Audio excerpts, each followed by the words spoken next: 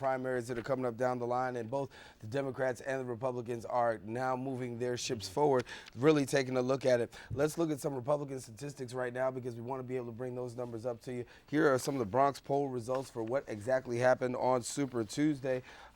Republicans, as we said, John McCain, 50% of the vote. Mitt Romney, 21% of the vote. Ron Paul, 10%. And, of course, that's just about all of the precincts that are reporting here in the borough of the Bronx. And was that any kind of surprise at all to see McCain take it the way that he did in such a commanding fashion? No, it was no surprise at all. The surprise for most people around the country was Huckabee. Mm-hmm. The media has been very successful at portraying the Republican fight as one between McCain and Romney. And Huckabee came in and said, actually, it's between McCain and Huckabee. Because what you have here are the two dominant wings of the Republican Party that are fighting it out. And this is why, when you look at it, the Republicans are in a very interesting stage right now because the Democrats are very happy. You know, they would love for either Clinton or Obama to be nominee. The Republicans, they're not happy. Conservatives don't like McCain. The moderates don't like conservatives. So you have a inter-party fight in the Republican Party. And that just hasn't happened in 50 years. As a result, we want to bring you up to date as to this. John McCain did gather 514 delegates so far in the presidential campaign, including all of Tuesday night's projections. Former Massachusetts Governor Mitt Romney, 177, and former Arkansas Governor Mike Huckabee with 122 delegates. McCain did cap the night by taking California and all of its 170 delegates, but even capturing California, McCain still is just over halfway to getting the delegates needed to get the GOP nod. Yeah, and that's a big problem because Huckabee is showing his strength throughout the South. So what you will most likely see, and I'm confident in this prediction, it'll be McCain, Huckabee. McCain is president, Huckabee is vice president. And that combination will drive conservative commentators nuts because they hate both candidates. Huckabee only appeals to evangelicals. McCain is such a maverick. What you're seeing is the entire Republican Party asking, what principles do we have? What do we believe in? What do we stand for? And conservatives are saying if McCain or Huckabee are there, we're bolting, we're leaving. They might even have a third-party bid.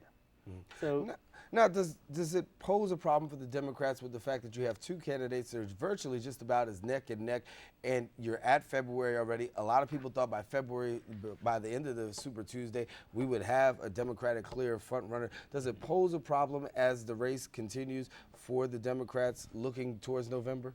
It poses no problem at all. In fact, I would argue that on the Democratic side, this is a big bonus.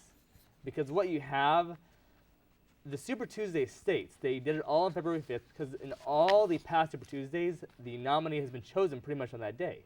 But what's different this time is that both candidates are so cool for the Democrats. Both candidates are so able to bring people out to vote. And that's why as you have more of a contest, it gets people excited. That get people out to vote. It turns up turnout. I mean, this is why you have fundamentally a different dynamic.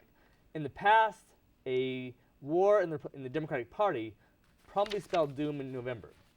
This time, a conflict actually spells success in November because so many people want change. It is change for policy on the one hand, but it's really change in leadership, change in generations that we're talking about.